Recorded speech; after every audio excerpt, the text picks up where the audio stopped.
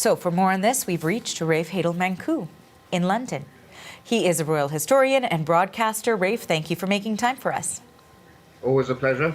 Okay, so let's talk a little bit about what your take is on of course, the interviews that we're seeing, but the contents of the book titled Spare.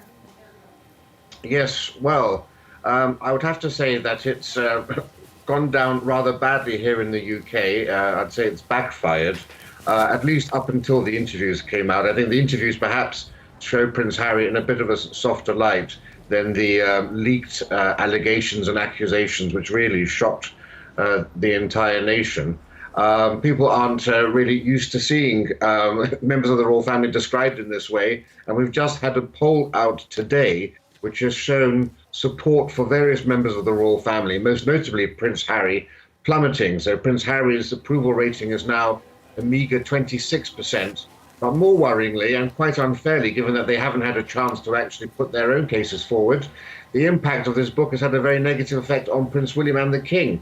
Prince William riding high at 84% this time last year, now down to 69%, and the King standing at 70% when he took to the throne in September. He's now down to 60%, which is actually quite worrying given the fact that we're only 4 months away from the coronation. And this period that we're in, the period between the death of the Queen, his accession, and the coronation, is always supposed to be the period where the King reintroduces himself to the nation and indeed to all of the Commonwealth realms, including Canada, of course, where he's not known as well as he is here, of course. It's an occasion for the King to renew the bond and the contract between the Crown and the people and to put his own stamp on the monarchy. And that's all been completely overshadowed by these squabbles with Prince Harry and Prince Harry's allegations. And really, we're only 4 months away from the coronation. And I think the Royal Palace, in a way, is very good not to be replying and responding to these allegations and just getting on with their job. But to that very point, I suppose it appears that by Harry's actions, to a degree, royal protocol may have been broken because, of course, he's really pulled back the curtain on what is described from his point of view, what he says is happening, behind closed doors with the royal family. So then, would it be perhaps a possibility that we might see the other royals, as you've mentioned, break sort of with tradition, so to speak, and give a response in order to defend themselves if they do feel that these allegations are false? No, I mean, one of the things that Prince Harry has been upset about is the fact that he said the palace never defended Meghan. But, I mean, if anything, this episode has shown that they don't even defend themselves. So why Harry is surprised that there weren't more forthright public statements whenever he felt Meghan was being attacked. I mean, this book has just proven the opposite case, in fact, that the palace never complain, they never explain, as the Queen famously said. And I think by rising above it, they're actually, and not getting down into this back and forth of scandalous tittle-tattle, I think it's doing them the best job that they can do. What they're being seen to do is to rise above it, to get on with their duties and their responsibilities, to be seen to being good, whilst other people are having, some sort of a temper tantrum, and actually trying to ensure that they can create the most positive atmosphere that they can in these next 4 months as we run up to the coronation. Now, Rafe, in terms of the, anecdotes that we've heard from the book, wondering what is really making or capturing the most headlines in the UK in terms of those details. Some that were leaked when the book first came out accidentally last week. And then in the course of the interviews, you said that those interviews allowed Harry to sort of be taken in a softer light. So wondering what allegations really stood out and how the interviews changed how Harry is viewed.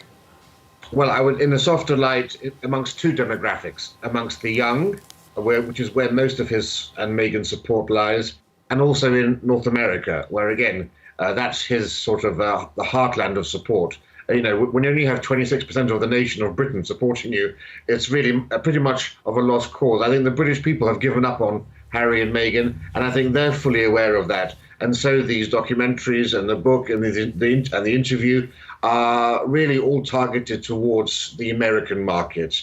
And you're seeing that with a lot of the California speak that now infuses his phrases, and indeed that Netflix documentary too. But in terms of the actual interview, of course, we're all aware of the book, but in the interview, the way that he described Queen Camilla as being, a villain, dangerous, leaving bodies in the road, this was quite outrageous, and I think really unforgivable. And for the king, criticisms and attacks on his wife are a red line. And for Harry to actually suggest that he shouldn't have married the Queen, I think is quite outrageous, given that he wasn't willing to take any advice on his own marriage to Meghan. And here he is saying that it was a bad decision for the king to marry her. I mean, Harry's 38 years of age now. To think that a man wouldn't marry his true love, especially when you're going to become a king and you need to be queen. And there are quite some surreal moments in this. He was asked by Anderson Cooper on his 60 Minutes show whether he felt he was being particularly scathing towards his family. And he said, no, he wasn't being scathing. And in the same interviews yesterday, he called his stepmother, as I said, a villain and dangerous, leaving bodies in the roads. He said that his family were getting into bed with the devil and that they were complicit in the pain and suffering caused to Meghan. Now, I don't know what dictionary Prince Harry uses, but I would think those are pretty scathing ways in which to refer to your own family, and how he thinks he could possibly hope for a reconciliation in the near future, having really burnt these bridges that he has done, boggles the mind. The other thing that he spoke about was, of course, he said almost magnanimously, oh, the royal family aren't racist. And when he spoke to Oprah Winfrey and said that there was discussion about what color his child would be coming from a mixed marriage, there became a global firestorm around the palace being racist, about the royal family being racist. Who was the racist member of the royal family who said this? And he never once took an opportunity to correct the record for all of those months. Even during the Oprah interview, he could have done it. But all those months later, when there was global outrage and speculation about who was the racist in the royal family, he said nothing until today.